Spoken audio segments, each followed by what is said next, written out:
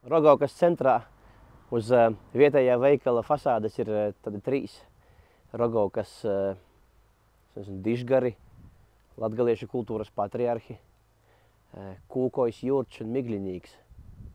Migļinīgs slavens ar to, ka ļoti tāds drosmīgs cīnītājs par tiesībām piekāva muižkungu, atņēma rīksti viņam. Tā kā, tu te mani nekomandēsi.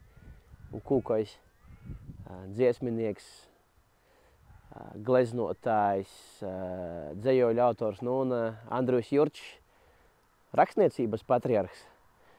Principā tāds viens no latgaliešiem, kuri drukas aizlieguma laikā Latgalē bija aizliegta latīņu druka. Tas bija Krievijas impērijas politika, pārkrievošanas politika, lai apspiestu kaut kādus iespējamos dumpjus. Latīņu druka bija aizliegta. Tad viņš ar roku pārrakstīja grāmatas, izplatīja. Tas arī ir iemesls, kāpēc mēs viņu zinām. Ja viņš atstājis milzīgu ietekmi arī tādā mākslinieciskā ziņā, piemēram, rakstījis dzejoļus. Es pats personīgi esmu sakomponējis ar viņa vārdiem dziesmas. Viņš ir dzimis šeit, Rogaukas apvidū, audzis Korkliņīku mājās. Tur gan nekas nav palicis no tām mājām, bet tā vieta. Noteikti kaut kas tur magisks arī tajā vietā. Tādā zemā vietā viņš dzīvoja. Tā zema vieta viņam pavasarī viss nāca ar ūdeņiem. Grūti bija, viņš tur mēģināja kaut ko brugēt. Pa dienu zemnieks, naktī tad viņš nodarbojās ar savu misiju, tādu, kas reizē bija hobijs, vaļasprieks, bet arī tāds viens liels dzīves dzinulis.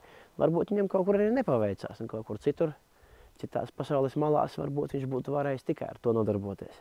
Tajā laikā, kad viņš dzīvoja, tie viņa dzīves gadi, viņš nomira 25. gadā. Kas bija noticis? Viņš dzīvo, viņš noteikti nav atrauts no pasaules, viņš te nesēž, savā tajā lauku mājā. Viņš bija poliglots, zināja daudzas valodas, tāpat viņam kaut kur piegādāja kaut kādas avīzes, varbūt no Pēterburgas kāds veda, varbūt no Rīgas vai kaut kādā savādākā veidā jau drukātās lietas ceļoja, viņš zināja, kas notiek pasaulē. Varbūt tas kādam būs pārsteigums, bet kad viņš dzīvo un te pārraksta, to visu tad Ņujorkā atklāja metro, vai sāk ražot Coca-Colu, vai iznāk filma Tarzāns. Daudzas citas lietas notika apkārt. Kaut kādā ziņā latgaliešiem nebija tajā laikā paveicies. Viņi bija tādos nevisai labos apstākļos. Latgaliešu zemnieki, kuri šeit dzīvoja, viņiem bija smagāki dzīves apstākļi. Bija jādomā par saimniecību, bija fiziski jāstrādā. Un Jurčs bija viens no tādiem.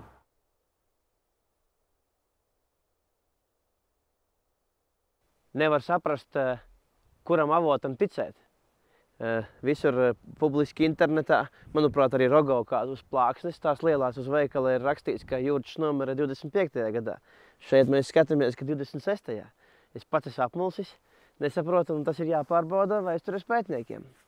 Bet dzīves nogale Jurčam paiet tādos nevisai gaišos apstākļos. Viņš ir gandrīz akls. Tāds viņam nevisai labs liktenis. Viņš pārrakstot grāmatas, sabojājis redzi pa naktīm sēžot, un tas skala radītā gaisma tad laikam nevisai labi ietekmējusi viņa redzi, un dzīves nogalē viens no viņa mazbērniem, ja nemaldos, tad spēlējoties arī nejauši tur kaut ko izšauja, un Jurčam vienu aci vispār tur viena acis iet bojā, un tad viņš praktiski aklis ir, viņš mirst aklis. Bet, kas ir interesanti, par ko es pats vienmēr esmu aizdomājies, 17. gadā Rēzeknē notiek daudz dažādi kongresi, un brūk Krievijas impērija, un visi domā, kā dzīvot tālāk. Viens tas pats populārākais kongress, ko mēs visi zinām un svinam, ir Latgales kongress 17. gada, kur tika lemts atdalīties no Vicepskas guberņas un apvienoties ar pārējiem topošās Latvijas novadiem, veidojot tagadējo Latviju. Tobrīd gan vēl savādākas idejas, bet gala rezultātā tas kongress mums ir svarīgs šodien. Viņš nepiedalās šajā kongresā. Viņš ir viens no redzamākajiem Latgales cilvēkiem vispār, bet ne politikiem. Viņš bija pilnīgi apolitisks cilvēks, viņš labāk darīja un savu enerģiju tērēja tur, kur neprasa viņam cīņu, neprasa liekas emocijas. Viņš tā mierīgi tās grāmatas rakstīja un izplatīja labāk, nevis tur cīnījās no tribīnēm runājot un paužot savus uzskatus. Tāpēc, manuprāt, tas ir iemesls, kāpēc viņš nepiedalījās šajā kongresā un vispār no politiskās dzīves stāvēja tālu. Viņam arī pieder tāds izteiciens labāk slikts miers nekā labs karš.